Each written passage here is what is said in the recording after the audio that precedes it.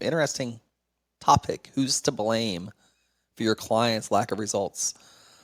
I think you're always to blame for your results, period.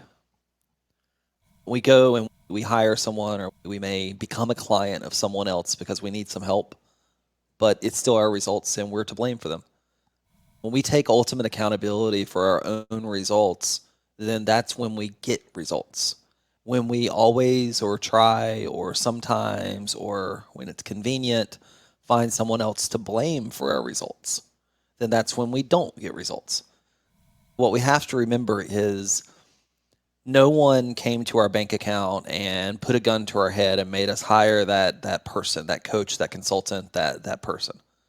We chose to hire someone for whatever reason. It was our choice, right? Maybe we were pressured, maybe we were intimidated, but we still made the choice. We pulled out our credit card and we paid for it.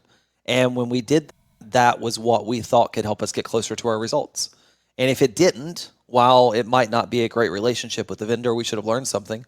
And we should also go back and realize that we were the ones that made that original choice. So our results are our fault. They're never anyone else's. So good. And I said at the beginning of this room that I believe in a, sometimes people would call it a radical level of personal responsibility because that's where I feel most empowered. So I love everything that you just said, and it's so true. And sometimes I even need to remind myself of this when I want to start blaming myself for my clients' results, which I'm getting much, much better at not doing. The personal Well, that's responsibility tough. is all around. It's tough though, Christelle. It's tough when you want to help someone and you want them to get results and they aren't. You do need to look at yourself and make sure that what you're selling is in integrity and what you're selling can deliver results.